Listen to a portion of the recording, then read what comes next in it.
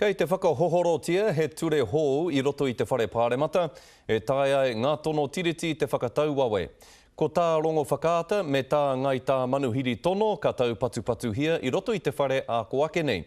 E rua ke ngā pire kua whakature hia kētia, arā ko tērā e pāna ki te tono a Marairoa, me tērā e pāna ki te tono a Ngāti Mākino. He rua te kautau e takahiana a Ngāti Mākino te huarahi kōkoraho ki te whare pāremata. We can finally come to Parliament to settle something that my father launched in 1992. My sister and I worked on the claim, and of course his mother.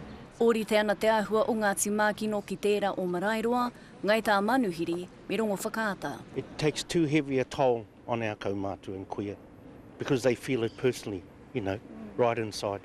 And of course, it burns them out and at their advanced age, it becomes very difficult for them. His mother, my father, all gone.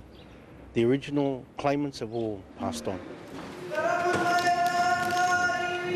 E whānga iwi I whakatauhia ki te ana o ngā raiona mo te pānuitanga tuatoru o Marātau Kreme. Ko te āhua rereke, he 8 tau noa a Marairoa e whai ana I tā rātau tono. Oi ki mai rātou I roto te whalia he mea. E te kupu Māori mo unique tēnei whakatanga no te mea te aho te kaupapa whaiwhai haere mātou.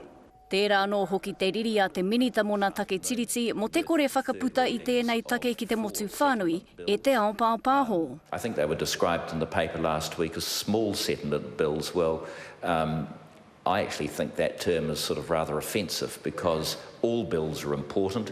Hei te ahiahi tonu nei whakamutu ai nā pānuitanga tuatoru katoa ki rō pāremata. Peata Melbourne, Te Karere.